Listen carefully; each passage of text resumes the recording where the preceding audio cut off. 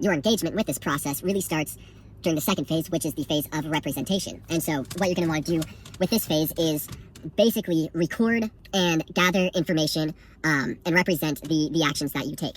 So this is what we can consider to be the information gathering phase.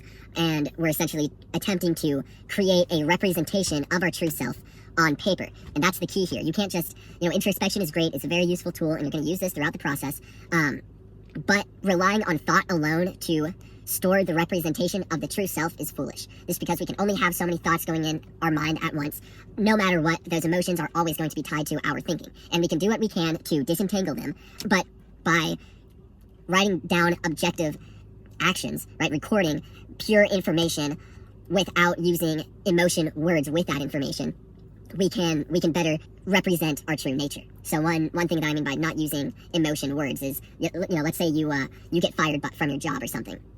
Our thinking is gonna probably be like, holy shit, I am screwed, I got fired, I must suck at everything I do, I don't know how I'm going to recover from this, I don't know what's gonna happen, this is terrible. Whereas, if you're writing it down and you're not using emotional wording to write it down, what you're going to write is just, got fired from job on this date, need to find new job, right? And that's not very emotionally charged.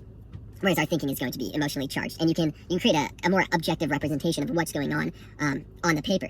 You can also write down the actual actions that you took throughout the course of being there. And when it's in your thinking alone, it's easy for it to get distorted. And for you to then also have a hard time tracking all of that information, because there's a lot of information to gather from the life that we lead. So instead, what you're going to want to do is create a database of everything that you were doing at that job, and perhaps you could start to kind of pinpoint what caused that. And maybe your boss gave you a good reason, and you thought it was like a stupid reason, and perhaps looking back at your actions, you realize that you were very vain in some sense, and you were flaunting a lot of successes, or you weren't. At least you weren't downplaying some of your successes in an attempt to make your boss see your value, but then you notice that in reality, perhaps you may have caused some degree of fear in your boss of losing their job to you or being replaced by you. So that's kind of one of the advantages of this, but that's really later. Right now, you're just trying to record all of this information that's held in your actions. I got a little list here of information that you might want to record, and generally, you want to just go towards whatever feels the most important. I realize that's not the most rational thing to do, but there's only so much information you can record, and as you go throughout this process, it'll become more and more clear to you which information you want to pay most attention to. So first are your daily thoughts, actions, and emotions. That's not a bad place to start. A part of this process of abstraction is going to be attempting to disentangle the emotional or the cognitive triangle even more. And part of that is seeing the causal relations between those three factors. And doing that, again, mentally alone is nearly impossible. But when you have a bunch of information written down that associates your common lines of thinking, the emotions that you're feeling on a daily basis, and the actions that you're taking, and it correlates these across time, you can start to see connections between certain types of thoughts and certain types of emotions and the associated actions. And you can start to see, like, okay, let's look at it from a lens of the actions that I was taking. And you can see, like, how emotions and thoughts move according to those actions, and we'll get into that again after we've recorded a lot of this information. But that's kind of the direction that you'll see we're going with this. In the phase of what we'll call the phase of articulation, the third phase, which is articulating principle from action. That's what the philosophers were doing after, for example, Homer. But right now we're in the phase of representing action. So just create a record of your thoughts, your daily thoughts, actions, and emotions. There are a couple of strategies that you can use to do this. One is maybe have at random intervals throughout the day, just think, what am I thinking about right now? What kinds of things are going through my head? Write it down. Maybe do nightly reflections where at each night you write down just like a quick list of the things that you did that day, and maybe even how much general time you spent doing it. Again, it doesn't have to be exact, just close enough and representative enough to get the point across. And then write down kind of the emotions that you felt that day. Maybe kind of go from the beginning to the end of the day and the general feelings that you were having. And then go on to, you got your actions, your emotions, and then your thoughts. And think, okay, what kind of things did I think about today? Was I thinking about how this person really pisses me off all the time? Was I thinking about how, that person has some stupid opinions? Or was I thinking about both of those things? Or was I thinking about being excited to eat cupcakes tomorrow night or some shit like that? I don't know. But keep a general record of the thoughts that you have throughout the day. Were you thinking about some goal that you might want to achieve one day? Or were you thinking about the actual steps you would have to take to achieve that goal? Which is a very different thing.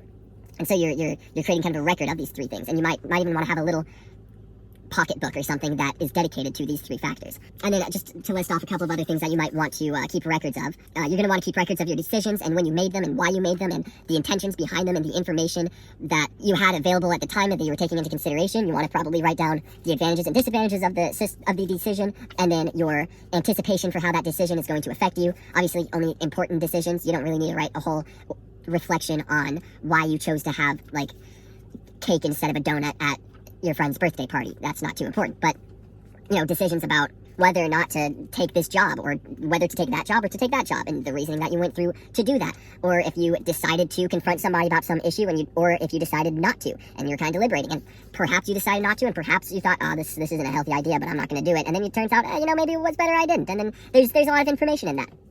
Then the friendship has been going to shit, and then you look back at that decision and think, okay, well, maybe I'm resentful towards them because I didn't confront them about this issue that I had with them.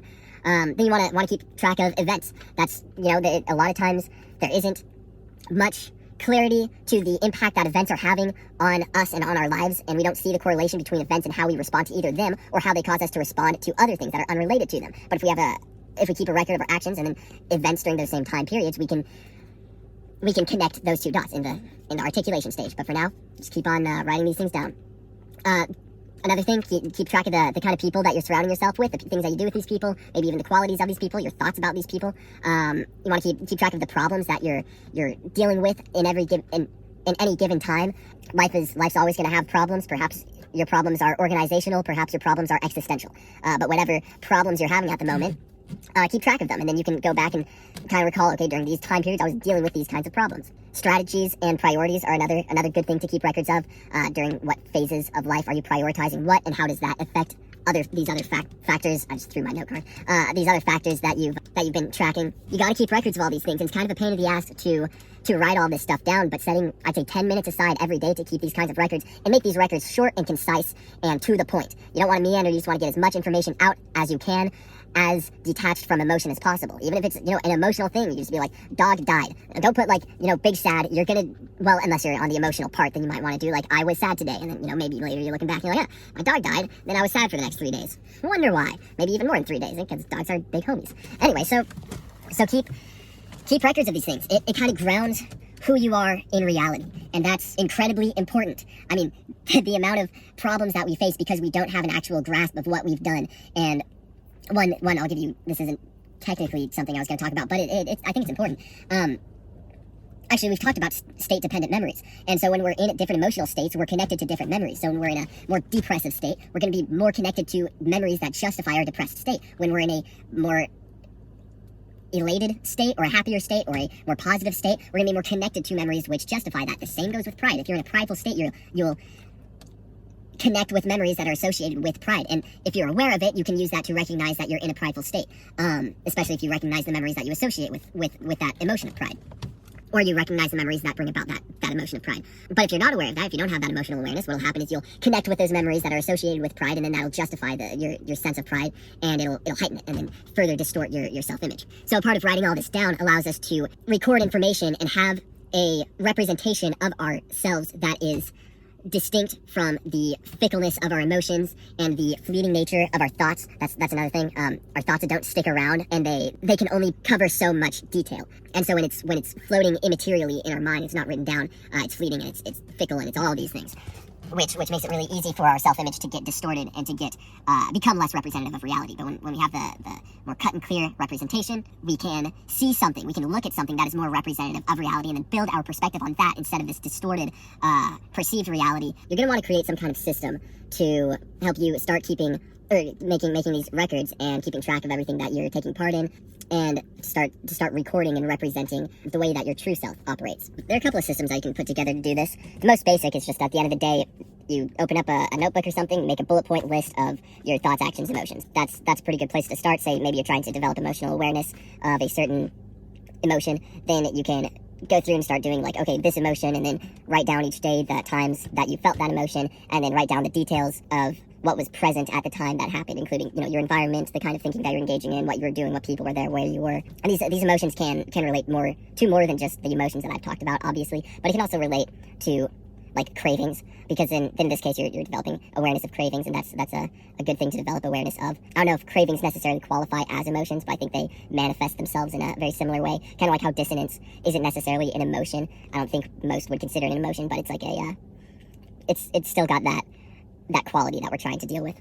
By doing that, you're able to start looking at all the factors surrounding those emotions, and then, list of thoughts, actions, emotions. You can connect the cognitive triangle, and then all those other factors that I mentioned, you can keep lists of those as well on a daily basis and make it short, concise, and then maybe once a month or every couple of months, you can look back through and try to go on, engage with the next step, which is going to be abstraction. We'll talk about that in a minute. But there are other systems out there too, and I'll cover two of them. I only really know of two. I'm sure you can find others. I'm sure you can make up some for yourself to start representing what you're doing, what you're acting out on a daily basis. There's a system that I created about a year ago that's worked pretty well for me, and I'll outline that. And then there's a system that I recently read a book about that's very fascinating, and I think is definitely a book worth looking into for yourself if you think it's the system that you might want to implement. Otherwise, march forward, see how the abstraction process works, and then perhaps come up with your own system or a combination of all of these. So my own system is, I have a habit tracker, and I think there's a common misconception about habit trackers, which is that they are a thing to make you more productive, which is not the case. They're a thing to make your self-image more accurate, or at least represent your true self, create a tangible material representation of your true self. That way when you go to contemplate and develop a self-image, you have a clear representation of your true self and how you're actually acting, and then you're you're able to more effectively identify qualities that are true to your nature and strengths and weaknesses that are true to your nature. Essentially how this goes is I've got my habit tracker, and it's got 7 days a week, and it's got a list of the things I want to engage in on a daily basis, and then a list of things that I don't want to engage in on a daily basis. And then depending on the severity of these things, it's plus or minus between like 1 and 3 points. And then sometimes there are multiple options, and I'll give myself different degrees of participating in a habit. So it's like I've got my morning routine, and there's like a really easy morning routine, there's like a regular morning routine, and there's like an intense morning routine that, it's like if I'm doing that every day, I'm freaking killing it. And so if I'm getting plus 3s every day, it's like I'm killing it with morning routine. But there are clear parameters set for what constitutes each point value, and so I have to actually do that in order to get that point value. And so it's like for reading, it might be a time constraint, maybe a chapter or something like that, and I let it kind of change depending on the book that I'm working on. Same with like exercising, and then there are different degrees of exercising that I can participate in.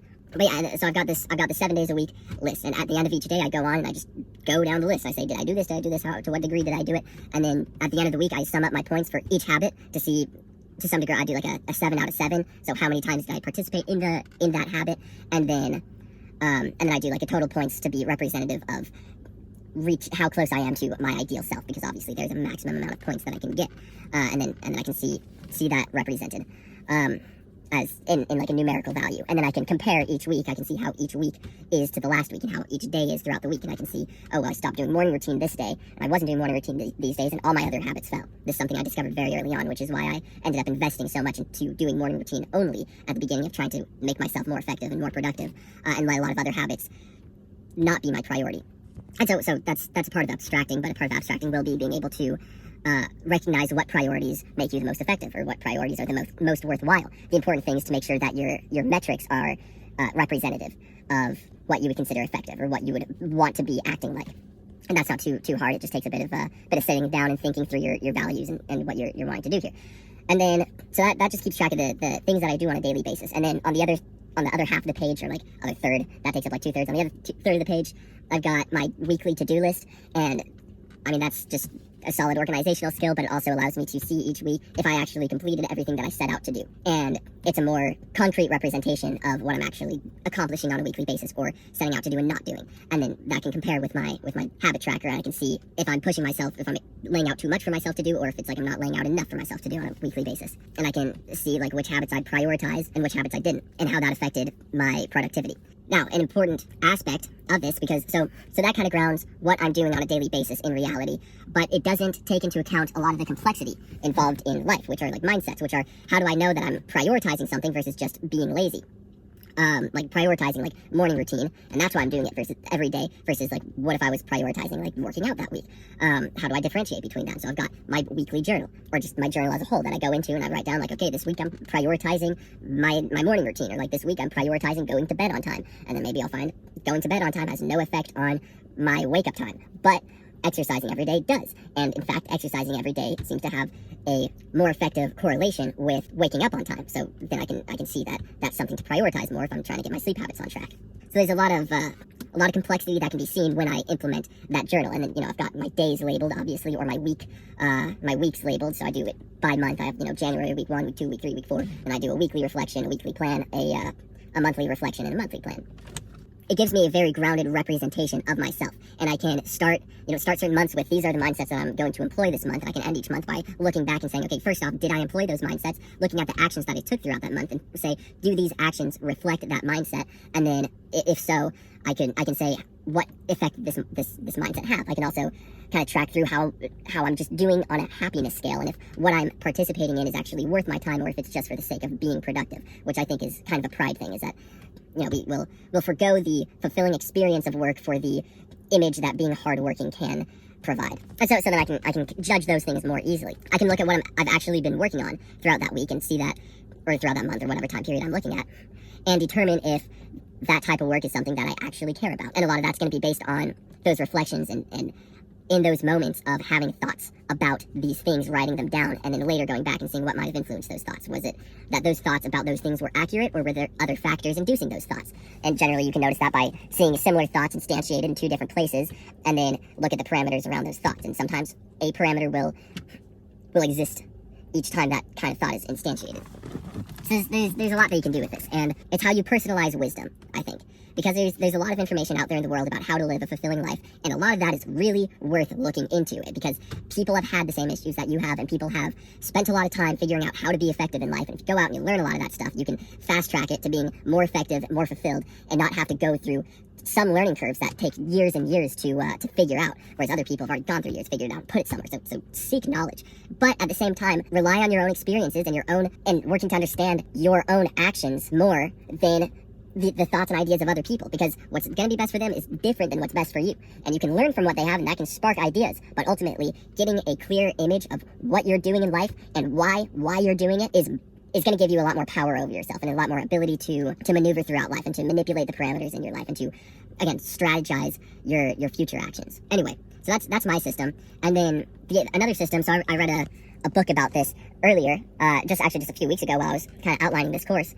And while I was working on this chapter, I was trying to create a whole system for representing the true self. And while I was doing research for that, I stumbled upon what is called the bullet journal method.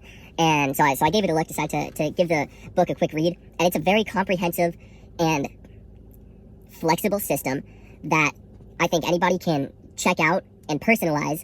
And I think it's one of the best systems I've ever seen for creating an accurate representation of yourself. So I would highly recommend get that book, give it a read, and start your own bullet journal, or at least take some of the ideas in that book, or at least watch like a YouTube video that's like summarizing it. Take a lot of the ideas in that book and apply it to whatever system that you're going to create that's going to be used to create that accurate representation of yourself that our minds, our fickle, fleeting thoughts can't create.